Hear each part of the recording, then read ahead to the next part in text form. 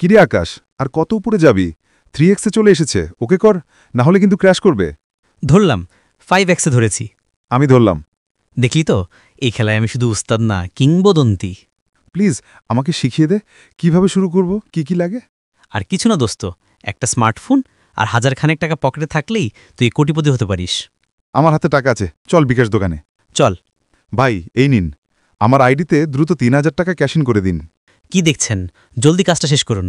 আপনার চিন্তা করার দরকার নেই, এটা আমাদের ব্যক্তিগত ব্যাপার। ঠিক আছে বাবা, দিচ্ছি। অবিশ্বাস্য, 25 মিনিটেই 2500 টাকা। এটা তো ব্যাংক থেকেও ভালো। চল, আমার বাবার চিকিৎসার জন্য জমানোর সব টাকা আজই ঢুকিয়ে দিই, আজই বড়লোক হয়ে যাব। বাবা, তুমি ভুল করছো। এই টাকা তোমার বাবার চিকিৎসার। একটা ভুল খেলায় এই টাকা নষ্ট করো না। আপনার উপদেশ শুনতে আসিনি। আমার টাকা দিয়ে আমি কি করব সেটা আমার ব্যাপার।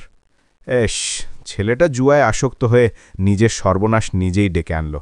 আল্লাহ, তুমি তাকে এই অন্ধকার পথ থেকে ফিরিয়ে আনো। না, এ কি হলো? সব সব শেষ। 50,000 টাকা। চাচা, আমাকে 50,000 টাকা ধার দিন, আমার বাবার চিকিৎসা করব। বন্ধু, আমাকে 50,000 টাকা ধার দে।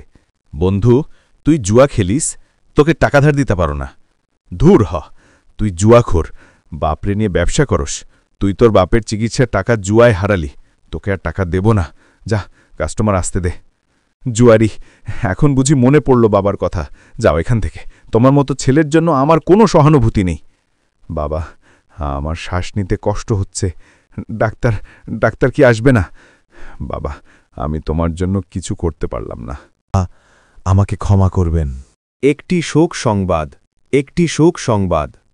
পশ্চিমপাড়া নিবাসী আরাফাতের বাবা আজ দুপুর 2:30 তাহার নিজ বাসভবনে ইন্তেকাল করেছেন।